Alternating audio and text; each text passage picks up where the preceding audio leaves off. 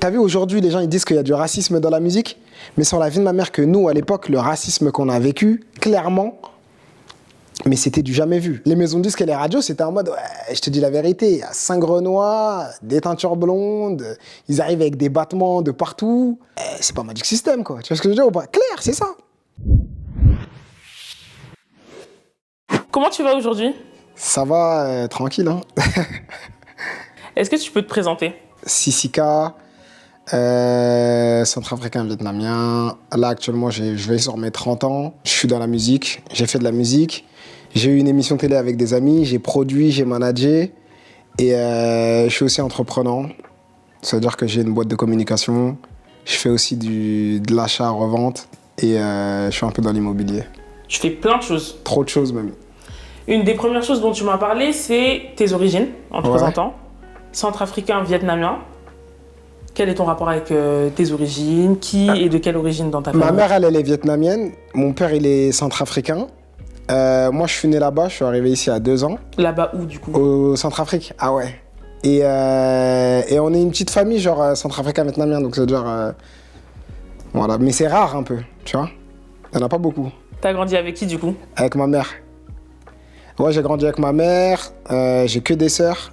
C'est-à-dire, en gros, c'est moi qui ai le rôle un petit peu du papa. Et voilà, c'est beaucoup de responsabilités, mais au moins, t'es obligé de te battre, tu vois, pour t'en sortir. C'était comment de grandir entouré de femmes?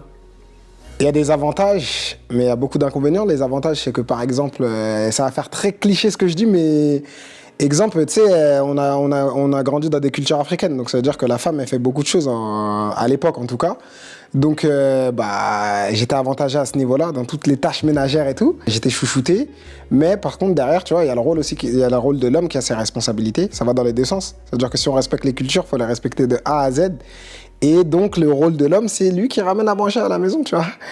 Et donc, du coup, c'est moi qui ça sort les épaules, entre guillemets. Et comment ça s'est manifesté, ça? Est-ce que tu as dû travailler très jeune? Est-ce que... Qu'est-ce que tu faisais concrètement? En fait, en vrai des vrais, comment ça s'est manifesté, c'est même pas de la demande auprès de la famille, mais c'est une responsabilité que tu ressens. Tu sais que ton père, il est pas là. Tu sais que c'est toi l'homme de la maison. Tu sais que, entre guillemets, c'est toi qui dois gérer là, gros. Là, c'est toi, gros. Donc après, c'est à toi de te débrouiller. Donc, moi, j'ai fait quoi? J'ai commencé l'école tôt. J'ai eu une chance, franchement, j'ai une bonne étoile de ouf. C'est que dès que j'ai commencé l'école, moi à côté, je faisais de la musique, mais tu sais, quand on est petit, tout le monde chante un peu. C'est comme si je te dis, je chantais sous la douche, entre guillemets. Et vraiment, j'ai une bonne étoile de fou, c'est que j'ai eu la chance, comme dans les films, vraiment. Il y a un mec qui vient, c'est un producteur, comme dans les films, vraiment. Il vient dans mon quartier. Il dit, ouais, y a pas un chanteur et tout. Il tombe sur un pote à moi. Il lui dit, ouais, mais j'ai un pote à moi, à moi et tout, c'est un chanteur, nanana. Il dit, ok, ramène-le demain au studio, tout ça. Mon pote, il vient me voir, il vient, il toque Sissika, on est riche, notre vie, elle a changé, tout ça. J'ai un mec, il est venu en scooter, c'est un producteur. Il a dit, il cherche un rappeur. Moi, j'ai pensé à toi direct. Je dis, mais c'est quoi cette histoire? On est dans Street Dancer ou quoi? Je dis, ok. Le lendemain, on va au studio et tout. T'as quel âge à ce moment-là? Mais genre 14 ans. Ok. Genre vraiment jeune. Et quand tu dis qu'un mec vient au quartier, c'est quel quartier? T'as grandi où? J'ai grandi à Champigny dans le 94. On arrive, on va au studio et tout, je vois grand studio. Des disques d'or de partout. Moi je dis wesh mais c'est réel, c'est la première fois de ma vie que je rentre dans un studio, tu sais quand tu vois tous les boutons et tout, tu te dis c'est une dinguerie. Et il me propose de faire un rap, de rapper comme ça, donc ça veut dire moi je rappe et tout, je dis tout et n'importe quoi. Il me dit putain c'est très vulgaire quand même. Je dis ouais j'avoue mais frérot. Donc t'arrives comme ça, on t'avait pas donné de fiche de poste ni autre, on t'avait rien juste dit du que tout, quelqu'un... le mec il est arrivé, voilà, moi en gros vraiment, le mec il m'a dit ok vas-y bonne dégaine, tu passes bien, fais-moi un petit texte, fais-moi un petit rap. J'ai rappé du coup. Bon c'était un peu vulgaire parce que lui il était tu sais dans les formats enfants, Télétoon, Canal J, il bossait beaucoup avec ces chaînes là de l'époque. Et du coup il fallait un truc qui soit commercial tu vois. Moi, je suis arrivé jeune, issu de banlieue, je comprends rien, première fois dans ma vie que je suis dans un studio. Les textes que j'écrivais, c'était des textes par rapport à ce que je vivais, tu vois. C'était pas du politiquement correct. Voilà, c'était pas politiquement correct. On disait même trop, il y avait trop de gros mots même, tu vois. Donc t'écrivais déjà avant ce... J'écrivais déjà, tu vois, quelques textes. Et donc, ça veut dire, il me dit, voilà, moi, j'ai envie de créer un groupe, genre de jeunes qui vont faire un petit peu du rap ou un truc comme ça, on fait un album. Bon, ça va être la première fois pour toi que tu vas côtoyer le studio pendant longtemps. Tu vas devoir écrire beaucoup de textes. Tu vas devoir... Là, on va faire un album. Tu vois ce que je veux dire? Et il m'a dit, on va être dans un groupe. Qu'est-ce que t'en penses? Et je dis, bah vas-y, frérot, je suis chaud. Vraiment, je suis chaud et tout. Donc, ça veut dire toi, à 14 ans, ouais. Tu passes un entretien comme ça, la vie de ma mère, sauvage. Truc de fou. Ouais, entretien sauvage. Et je me retrouve à rencontrer les autres du groupe, tu vois. C'était des jeunes aussi, tu vois. Il y avait 2 filles et un autre garçon, des chanteurs et tout. Le même jour? Non, peut-être une semaine après. On travaille en studio et tout, on bosse, on écrit, tatati, tatata. On fait un album commun. On fait un album tous ensemble. À ce moment-là, ta famille est au courant? Est-ce que tu en as parlé à tes proches? Ouais, ma famille, elle est au courant. Ça veut dire que lui, j'ai 14 ans, il est obligé de rencontrer mon tuteur légal, tu vois. Ma mère, c'est ma mère qui signe les contrats, etc. L'album, il est prêt, on commence la promo. Mais ça va super vite, tout ça. Ça vite, ça se passe en combien de semaines? En 3 mois, j'aurais dit. T'as 14 ans, à côté de ça, t'as l'école à gérer aussi? Voilà, j'ai 14 ans, je suis carrément au collège, je crois, ou au lycée. Donc ça veut dire que j'ai l'école, mais je vais à l'école quand même, tu vois. Et donc, quand on commence les promos, et ben, tu sais, les chaînes qu'on regardait, nous, et ben, j'y vais. Genre Canal J, Télétoon, Gulli, tu sais, les trucs comme ça. Moi, je me dis, mais c'est vraiment un truc de ouf ce qui m'arrive. Bref, ça marche pas. Ça marche vite fait, tu vois. J'allais te demander comment le public reçoit ce Le premier public, album. il comprend pas trop, ça marche pas. Donc ça veut dire que ce qu'on fait, c'est qu'on doit se retrouver pour vendre les CD qui ont été créés. Donc on se retrouve à faire des concerts un petit peu dans tous les centres commerciaux. Je fais tous les carrefours, toutes les Fnac, dans des endroits archi loin. Dans le 9.5, dans le 9.3. Mais genre vraiment, je te dis, je suis au rayon CD, tu me vois chanter. Ça capte pas. On est toujours sur du rap à ce moment-là? Ouais, toujours sur du rap. Ok. Ah, ça me rendait fou, je me rappelle, j'en ai des souvenirs vraiment désagréables. Genre, il venait me chercher le producteur, on devait aller... des fois, ça me rendait fou quand on allait dans des Auchan loin là-bas dans le 9.5. Le mec, il est là entre 5 fruits et légumes, il te voit chanter. C'était relou, tu vois. Mais ça fait partie de la carrière. Le groupe s'appelait comment? Kid to Kid. J'avais une petite teinture et tout. Je m'appelais même pas Sissika à l'époque, je m'appelais Fabien Fab dans le groupe. Parce que c'est ton vrai prénom? Voilà, mon vrai prénom, c'est Fabien. Et dans le groupe, je m'appelais Fab. Bref, ça ne marche pas. Mais belle expérience. J'apprends à connaître le studio. Je découvre aussi les caméras, etc. Donc, je suis à l'aise avec les caméras. Je suis plus sociable avec les gens, etc. Parce que j'étais vraiment dans mon cocon.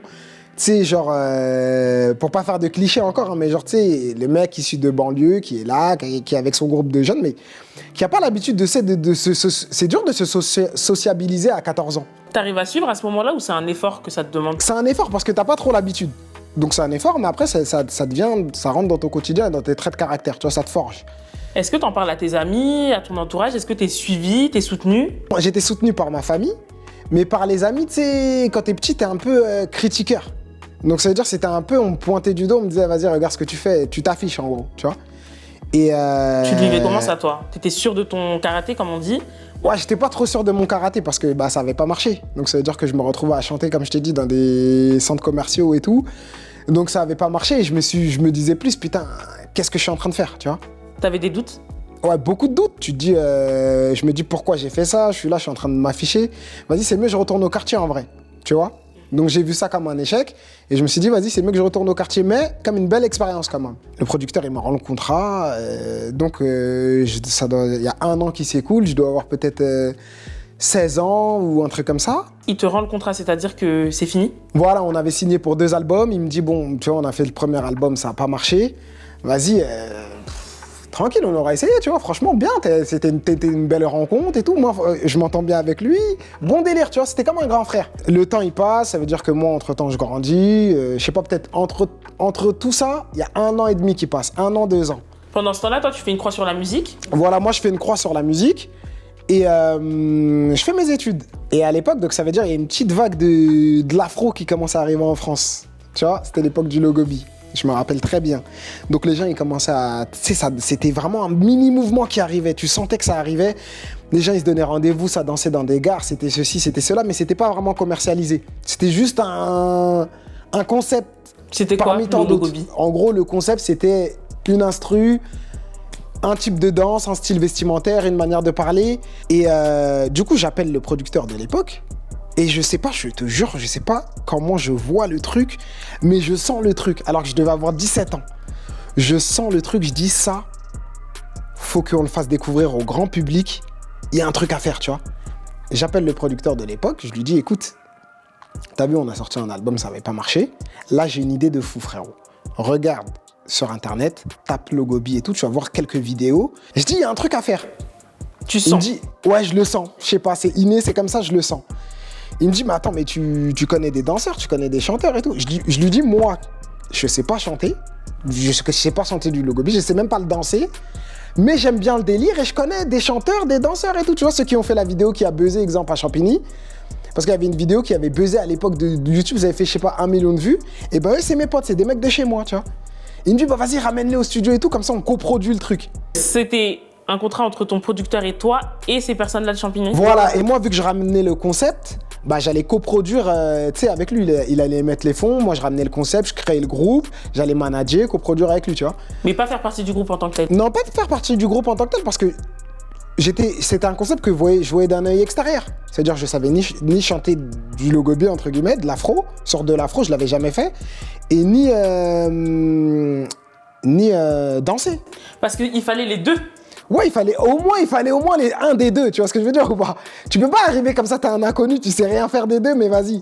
Tu peux pas être légitime d'être le porte-parole de ce mouvement, en tout cas. Du coup, moi, j'appelle tous mes potes. Ce que je fais, c'est que j'appelle que les mecs de Champigny, que les mecs de ma ville. Je les appelle, je leur dis, écoutez les gars, là, je vous donne l'opportunité, vous voyez les vidéos que vous faites, etc., de vous ouvrir au grand public. Au pire des cas, vous avez rien à perdre. Au meilleur des cas, vous avez tout à gagner. Je leur dis vraiment ça.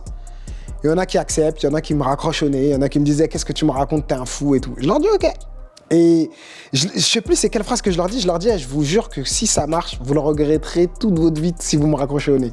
C'est ça cette phrase que je leur avais dit. T'étais vraiment sûr de toi? Ouais, archi sûr de moi, tête de ma mère. On va au studio, je te jure comme dans les films, c'est vraiment un truc de ouf. Tous les danseurs ils sont là, mais celui qui doit chanter, il est pas là. Le producteur il me dit, il y a une danse, ok. Il m'a dit le style de musique c'est ça, ok. Le style de prod c'est ça. Déjà il comprenait pas parce que c'est un rythmique à l'époque, pour te faire comprendre, l'afro c'était Magic System. Voilà, clairement. En France, l'afro c'est Magic System. Magic System, les trucs comme ça, tu vois. La rythmique, ils ont jamais entendu de leur vie des ta-ta-tou, ta-ta-tou, ta-ta-tou.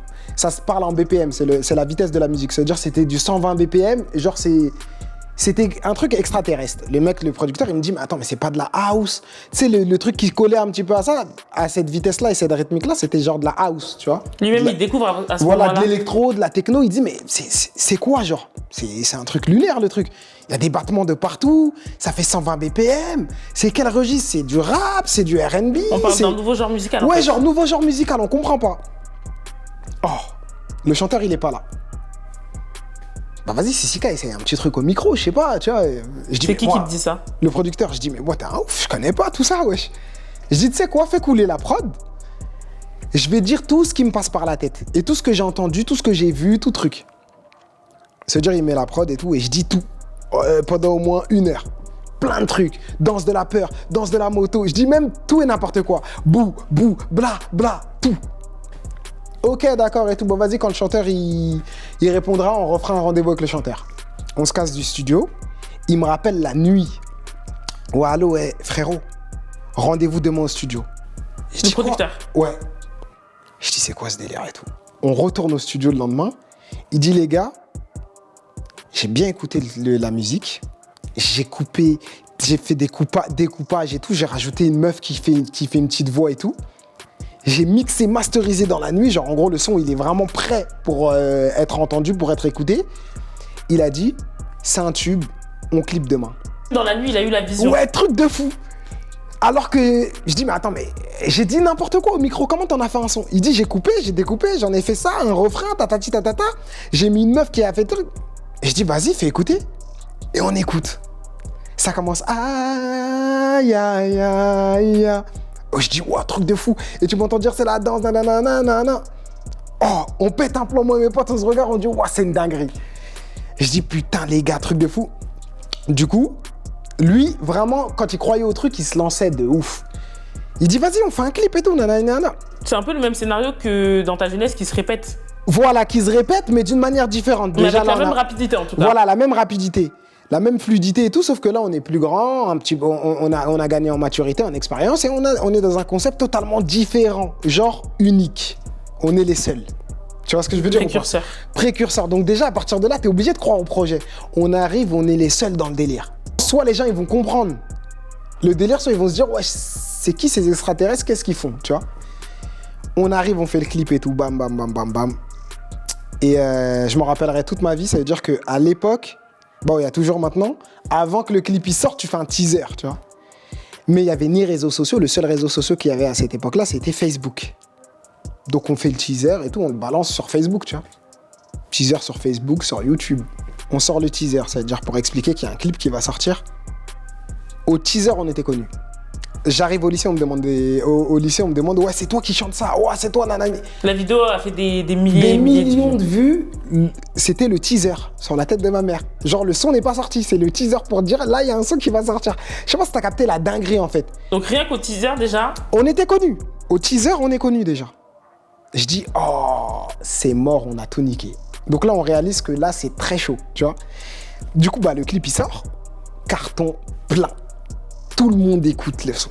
Tout le monde sur la vie de ma mère. Je marchais dans le métro, dans le train, partout. Tout le monde l'écoute. Il est comment le clip ? Ville. Le clip, il est bien. C'est genre, on l'a fait dans une boîte de nuit. On a fait quelques scènes dehors. Clip simple, tu vois. Mais un bon clip, il y a de la danse. Les gens, ils vont comprendre le concept. Il y a de la danse. On montre les pas de danse du Logobi, etc. On respecte le tempo, on respecte les battements, etc. Donc, les gens, ils vont capter le concept normalement. Donc, toi qui viens du rap, du jour au lendemain, tu t'improvises chanteur afro, voilà. Enfin du moins dansant. Voilà. Et danseur aussi. Ouais, c'est ça. Et tu y arrives. Et j'arrive. Et ça marche. Ouais, et je me débrouille. Et ça marche. Comment tu gères la célébrité, clairement, qui commence à arriver, et à côté de ça, la vie d'étudiant normal et de jeune ado, pré-ado? À ce moment-là, tu réalises pas directement. Tu sais, tu te dis juste, tout le monde te pose des questions, tout le monde veut être avec toi, tu sais, t'as la hype du moment. Mais je te jure, tu réalises pas réellement l'ampleur que ça va prendre. Tu sais, c'est quand tu commences à vraiment réaliser, on arrive, on signe en maison de disque. Comme dans les films, genre maison de disque, il te faut une avance avec un chèque, il y a direct un champagne après ce son. Ouais, direct après ce son, genre comme dans les films, tu vois. Vous êtes en train de tout casser sur YouTube, on est prêt à investir, tenez, on vous fait une avance. Genre les choses vraiment concrètes, elles se passent. Vous êtes combien dans ce groupe? On est 5. Non, au début, on était archi beaucoup, on était 8. 8. Mais bon, on est obligé, tu vois, c'était trop compliqué à gérer. Donc on a été obligé de sélectionner, même pour les tournées, etc. C'était trop compliqué, donc on est obligé de diminuer un peu. Donc on reste à 5. Et vous vous appelez comment? Logobi GT. GT pour la vitesse, et en même temps, tu sais, tu peux faire un jeu de mots avec jeter. Parce que dans les vidéos, on dit beaucoup aller jeter, tu vois. Du coup, on fait le deuxième single. Je suis en studio et tout. Et vas-y, le deuxième single, j'y crois pas, j'aime pas. Il y a une meuf, et il ramène une meuf, je dois faire un featuring avec la meuf, avec Emma. À l'époque, elle s'appelait Emma. J'aime pas, je sais pas, ça fait trop lover, tu vois. Moi, j'aimais bien les trucs dansants et tout. Je me suis dit, mais là, ça n'a rien à voir avec ce qu'on a l'habitude de faire. C'est dansant, mais c'est un peu lover et tout. J'accroche pas du tout. On fait le clip, etc., etc. On sort le son. Moi, j'y crois pas, je suis dégoûté et tout. Et la vie de ma mère, que c'est genre ça qui a vraiment fait que ça a tout niqué. Genre, carton de malade pire que le premier. Diffusion radio, diffusion télé, tournée. Directement, on a signé avec plusieurs bookers pour tourner partout. Et c'est de là, en gros, que ça prend une autre ampleur. Voilà, une ampleur concrète. De ouf, tu vois. Donc là, pour le coup, c'est la première fois depuis le début de notre échange que tu n'as pas senti quelque chose qui, au final, a marché. Ouais, de Parce ouf. que jusqu'ici, tu avais la vision avant, ouais. Gardiste. Ouais. Et au final, là, tu es celui qui était pessimiste. Ouais, vraiment, là, je l'ai pas vu venir, mais pas du tout. Au final, carton plein. Carton de malade. De malade, même au jour d'aujourd'hui, dis-toi, vraiment, j'ai re-signé pour 100 dates. Sur la vie de ma mère, que je rechante que les musiques d'il y a 14 ans, t'imagines? Et je te jure que quand je le chante, c'est un truc de ouf. Cartonne de malade mental. Et tu sais qu'à l'époque, sans mytho, il y avait... T'as vu, aujourd'hui, les gens, ils disent qu'il y a du racisme dans la musique, Mais sur la vie de ma mère, que nous, à l'époque, le racisme qu'on a vécu, clairement, mais c'était du jamais vu. Clairement, ils disaient, ouais, frérot, les maisons de disques et les radios, c'était en mode, ouais, je te dis la vérité, il y a 5 Renois, des teintures blondes, ils arrivent avec des battements de partout. Ils étaient honnêtes à ce point, ils vous le disaient. Clair, mot pour mot, là, c'est des arguments que je te dis, c'est les arguments des radios. 5 Renois, des teintures blondes, des battements dans tous les sens, c'est pas Magic System, quoi. Tu vois ce que je veux dire ou pas? Clair, c'est ça. Donc vous avez du mal à avoir la même communication que... Voilà, donc ça veut dire qu'on est dans une contradiction où on a le buzz digital sur YouTube, etc. Mais t'as vu, en France, commercialement, ils sont pas prêts à nous commercialiser. Mais je peux les comprendre.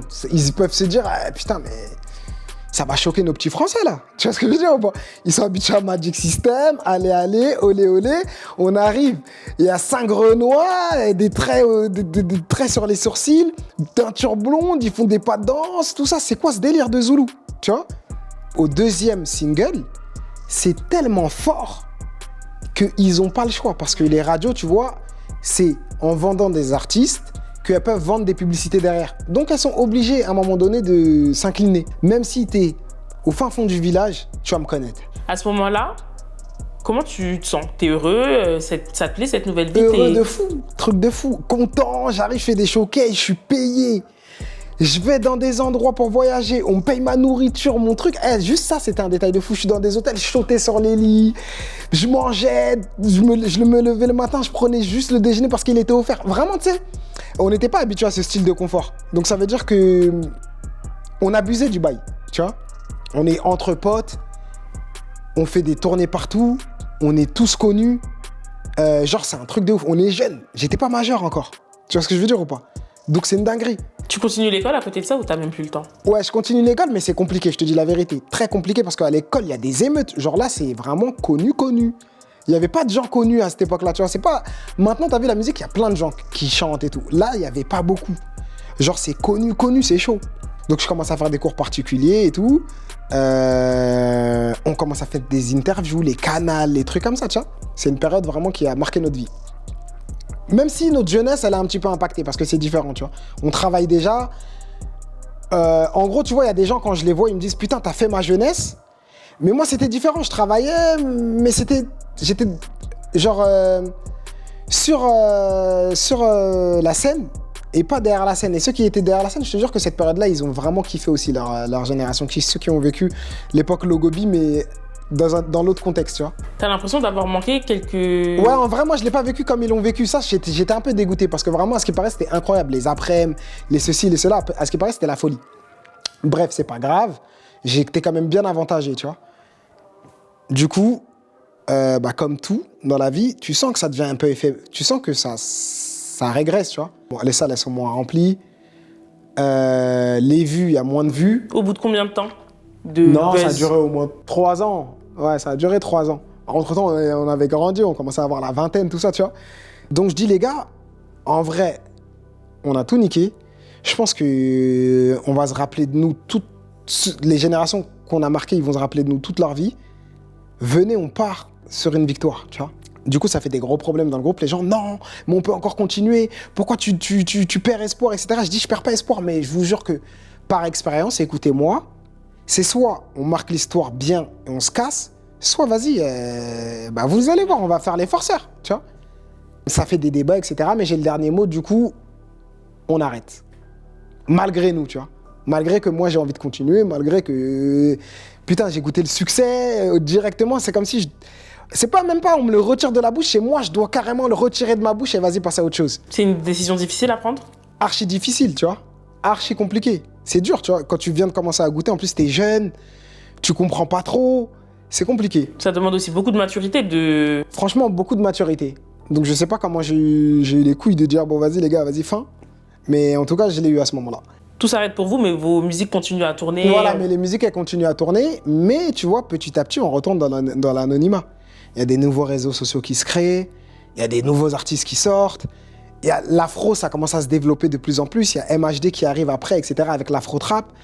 Il y a plein d'autres artistes qui font de l'afro, etc. Donc, il y a des nouvelles modes, des nouvelles vagues. On oublie. Mais après, l'avantage, c'est que vu qu'on était beaucoup occupés et qu'on était jeunes et qu'on était dans notre cocon et qu'on était entre potes, Il n'y a pas eu de... comment dire, de showbiz. Tu vois, le monde du showbiz, là, connaître d'autres personnes, arriver, être invité là. En vrai, nous, ça se finissait. Le week-end, on faisait nos tournées, on faisait nos dates par mois. On rentrait, on était dans notre quartier. En fait, vous êtes resté une bande de potes Voilà, qui s'est juste exportée dans plein de villes différentes pour ses tournées, etc. Mais resté une bande de potes qui... Et voilà, et le reste, sinon, on était dans notre quartier. Donc, ça veut dire que c'était pas dur moralement de retourner dans l'anonymat. D'accord. C'était pas vraiment compliqué, tu vois. Juste ce qui rendait les choses compliquées, c'était le après. Parce que après, donc ça veut dire que, comme je t'ai dit, il y a plein de choses qui sont développées dans la musique, les réseaux sociaux qui sont développés, etc. Donc à un moment donné, tu sais, dans la carrière d'un artiste, t'as envie de revenir sur le devant de la scène. Donc t'as envie, c'est en toi. Je sais pas, tous les artistes, je pense qu'à un moment donné, ils vont vouloir, ils vont faire une pause. À un moment, la musique, elle va les appeler, elle va dire, hey, là, t'as vu, t'as envie de faire ça. Du coup, je reviens en studio, j'enregistre, etc., etc. Tout seul? Tout seul. Voilà, je me dis, je vais me lancer dans une carrière seule. J'enregistre, etc. Et déjà pour 2 raisons. Parce que déjà, financièrement, j'avais besoin de regagner ma vie, mais j'ai fait de la musique toute ma vie. Ça veut dire que je ne me voyais pas faire autre chose. De 2, j'avais quand même une notoriété. Donc ça veut dire, tu vois, je peux pas retourner travailler aussi. Vraiment, c'est une double...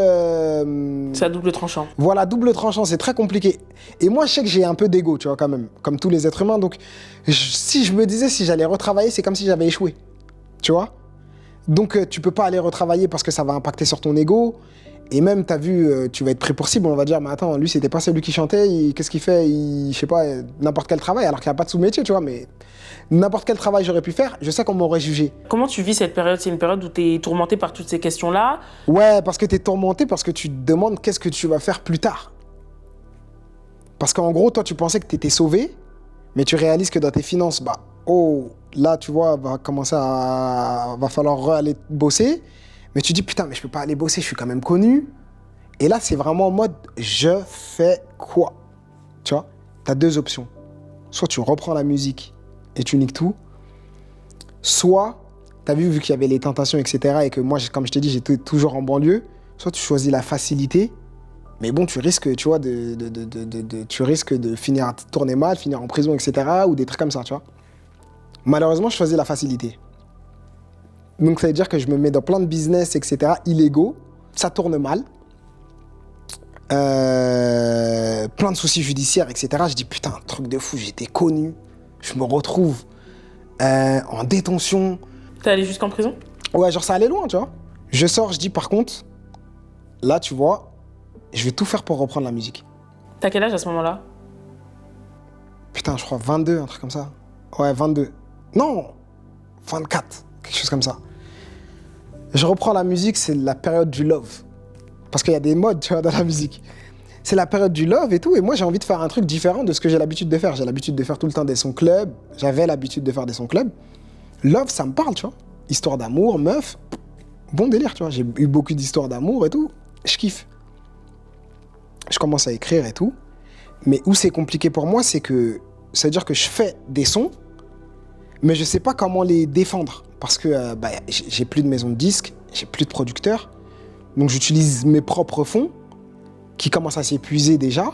Et surtout, les réseaux sociaux sur lesquels je m'étais arrêté, c'était Facebook. Du coup, je dois, créer une page, exemple Instagram, créer une page Snapchat et créer une page YouTube. Parce que la page YouTube, c'était la page du groupe. Je vais pas arriver sur la page YouTube Logo BGT, mettre un son de Sisika, tu vois. Le reste du groupe a arrêté la musique à ce moment-là? Voilà, le reste du groupe, ils ont arrêté la musique. Donc t'es tout seul, tu vas au studio tout seul? Voilà, tout seul à y croire et à vouloir continuer dans la musique. Donc je vais au studio tout seul, etc. Et je repars du vrai zéro, tu vois. Tu te dis, putain, c'est quoi le délire? Tu savais pas ce que c'était d'avoir à faire sa communication? Voilà, gérer sa communication, créer sa communauté, tout ça, je savais pas. Du coup, je le fais crescendo. Je commence sur Snap, j'avais genre 10 vues, 10 amis, tu vois. Le vrai 10 vues. Tu crées un Instagram, t'as 10 personnes. Ton cousin, ta cousine, ton pote, tu vois le délire? Tu te dis, waouh, carrément, t'as la flemme en vrai. t'es un peu démotivé, mais soit tu crois en toi, soit tu crois pas. Parce que t'avais jamais connu ça. En fait, ton parcours, il est un peu inversé. T'as connu très vite ce que d'autres mettent des années à connaître, mais à l'inverse, du coup, quand c'est retombé, t'as dû regravir les échelons en partant de zéro. Petit à petit, voilà. Mais d'un côté, c'est un beau challenge. Tu te dis au moins, c'est une vraie communauté solide que tu vas créer. Du coup, j'ai pas le choix et je le fais. Je suis en battant, nouvelle vie, nouvelle carrière, nouveau challenge. Je kiffe, tu vois. Et je prends du plaisir en plus à le faire. T'as crescendo et surtout que même si c'est petit, je te jure que tu savoures tellement mieux les choses. Genre même si quand je suis passé de 10 abonnés à 10K d'abonnés, c'était un truc de ouf. Je sais pas si t'as capté. C'était mieux qu'à l'époque quand j'avais fait directement des millions de vues. Parce que c'est vraiment toi qui fais. Vraiment, ouais, vraiment c'est toi qui fais tout. Et vraiment, c'est une satisfaction incroyable. T'es entouré quand même, t'es soutenu par ton entourage, par tes proches. Voilà, par mes proches qui me soutiennent. Et ouais, même ceux de mon groupe et tout, je leur dis, exemple, j'ai besoin de figurants dans le clip, ils viennent et tout, ils m'aident, tu vois, sans souci. Je sors un album, tu vois, un premier projet, mais qui me convient exact. Je suis content de ouf. J'ai fait des clips qui ont fait des 4 millions, 3 millions, 5 millions, seul, autoproducteur, pas de maison de disque, rien du tout. Du coup, derrière, il y a une maison de distribution qui me contacte et tout, parce que je mettais moi mes musiques sur moi, via un ordinateur, tu vois. La maison de disque, elle me contacte et tout, ouais, vraiment, tu fais des bons scores et tout, vas-y, viens, on te signe et tout. Et de là, je re-signe, tu vois, pour un album que je dois faire.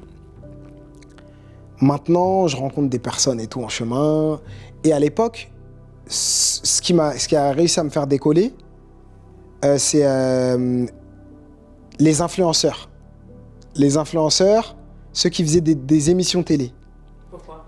Parce que je sais pas, il y en avait certains, ils avaient kiffé ces titres que j'avais faits. Et je sympathise avec un en particulier. Etc. Et il me dit, ouais, voilà, moi j'ai ma famille, j'ai ma copine, ma fille. Et vas-y, toi t'es dans la musique, viens, on commence à faire des vidéos sur notre lifestyle, etc. C'est stylé. Tu vois, on commence à être un bon petit groupe. Je dis, vas-y, ok, pourquoi pas, tu vois. On le fait et tout. Donc, tu as vu ce milieu-là de télé, d'influenceurs, de nanana, voilà, de télé-réalité, je le côtoie sans trop le côtoyer. Ceux qui en font, ils me donnent la sephore dans la musique. Moi, entre-temps, je fréquente une meuf qui fait de la télé. Donc, tu vois, j'ai un pied dedans sans trop comprendre le machin. Est-ce que tu te perds pas un peu à ce moment-là ? Ouais, je me perds un peu, tu vois, ça n'a rien à voir avec ce que je fais. Donc, mais je comprends pas, mais je me dis, vas-y, tu vois, moi je pars beaucoup, dans ma tête, je me dis beaucoup, t'as vu, si c'est le destin, c'est comme ça. Donc là, t'es de nouveau au devant de la scène et sous les feux des projecteurs. Au devant de la scène, des fois, il y a des scandales médiatiques, je comprends rien, les réseaux et tout, je me dis, ouais, c'est quoi cette histoire de fou ? Vraiment. Et du coup, TFX, ils nous disent, vas-y, on aimerait faire une émission sur vous, etc. Donc du coup, je me retrouve carrément dans la télé maintenant. Tu vois ce que je veux dire ? C'est plus, ouais, il y a des potes qui font de la télé, ou tu côtoies une meuf qui fait de la télé. Là, on est dans la télé, je passe à la télé. Tu fais de la télé-réalité ? Ouais, je fais de la télé-réalité, tu vois, dinguerie.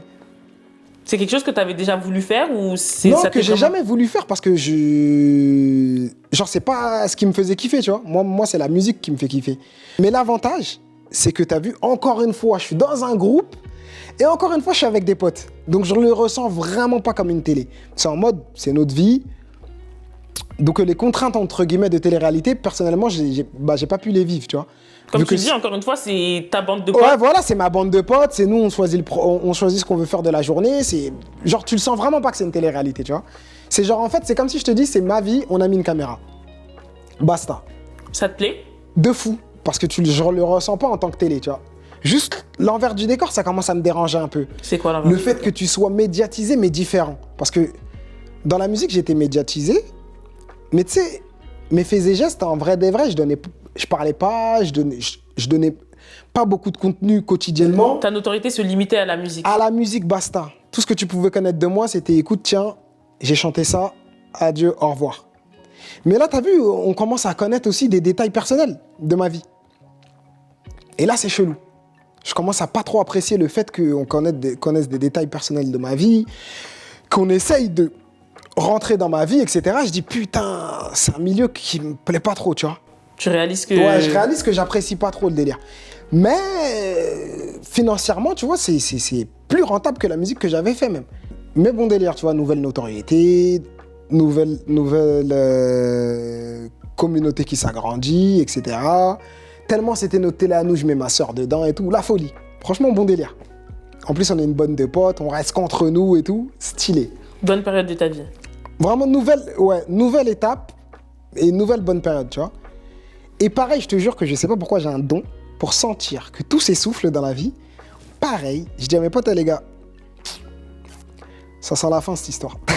Au moment où... Mais non, mais ça va durer, je dis, écoutez, je pense que moi, dans ma vie, sans faire l'ancien, à un moment j'ai brillé, à un moment j'ai pas brillé, à un moment j'ai brillé. Là, venez, on s'arrête. On est en train de trop forcer. Et moi-même, ça m'a saoulé, tu vois. Puis il y a des côtés qui te plaisaient pas, comme tu l'as dit. Voilà, des côtés qui me plaisaient pas, donc voilà, je voulais m'arrêter et reprendre ce que j'ai toujours kiffé, la musique, tu vois. Et du coup, voilà, ça s'arrête. On décide d'arrêter. Moi, en tout cas, personnellement, je décide d'arrêter. Eux, ils essaient de continuer, mais les réseaux et tout, ils font que ça s'arrête aussi. Du coup, bah, là, on passe à actuellement, tu vois. Donc, entre-temps, moi, je retourne vivre en France parce que je vivais à Dubaï. Donc, je retourne vivre en France. Je me consacre sur plein d'autres choses parce que maintenant, j'ai même la maturité d'investir. Donc, j'ouvre des boîtes de communication, je travaille avec des maisons de disques pour les nouveaux artistes, etc., etc. Je gère mon business. C'est intéressant parce que peu importe les étapes de ta vie, tu as toujours gardé pour fil rouge la musique. Ouais, toujours. Même si parce que, t'en faisais pas, tu pensais en produire, tu pensais accompagner des artistes. Ouais, ou sinon, voilà. toi, tu retournais toi-même en studio. Et aujourd'hui, du coup, ça a quelle place dans ta vie, la musique? C'est vraiment là que de la passion, tu vois. On a dépassé le... Comme il a dit Nganou, non, je suis plus dans les médailles, dans les trucs comme ça. Je suis dans les beaux combats. Juste des beaux combats, tu vois. Là, je suis juste dans des belles DA. Je fais des beaux projets. Je kiffe faire le projet. J'essaie de ramener une direction artistique différente. Je fais un truc que j'ai pas l'habitude de faire. Tu t'amuses, en fait. Voilà, ça me fait kiffer. Ça me fait kiffer. Et si ça peut parler à d'autres gens et ça fait kiffer d'autres gens, tant mieux, tu vois. J'ai fait mon truc. Entre-temps, j'ai eu 1000 carrières. C'est vrai que quand on t'écoute, on a l'impression que tu as eu 1000 vies. Ouais, voilà, alors entre-temps, que il m'arrive... tu vas sur tes 30 ans. Tu vois, alors que je vais commencer ma vie d'adulte, entre guillemets. J'ai eu 1000 carrières. Donc là, je fais ce que je kiffe et voilà, c'est tout. T'es heureux aujourd'hui? Ouais, franchement, heureux. Après, dans ma vie, je dis la vérité, j'ai toujours été un peu heureux. Je pense que c'est le côté que je suis un peu je m'en foutiste, que je suis vraiment en paix. Je suis vraiment un gars super peace, tu vois. Après, c'est sûr qu'il y a des périodes, c'est compliqué. Des périodes où tu comprends pas trop ce qui t'arrive, t'as fait les mauvais choix, etc. Mais après, ça, c'est la force mentale, tu vois. Et qu'est-ce qu'on peut te souhaiter pour la suite? Franchement, pour la suite, qu'est-ce qu'on peut me souhaiter? Continuer à croire en mes projets, continuer à être passionné, de rester dans cette paix d'esprit et dans cet état d'esprit de zéro concurrence je fais les choses pour moi. Et voilà, et essayer de faire plein de... Parce que pour moi, un homme, ça doit avoir plusieurs vies. Exemple, tu vois, quand tu t'assois autour d'une table avec quelqu'un, tu peux pas raconter un truc toujours la même chose. On te souhaite d'avoir plusieurs vies alors. Ouais, on continue. Hein, on essaye d'avoir le plus de vies possible et c'est tout ce que je me souhaite. Hein.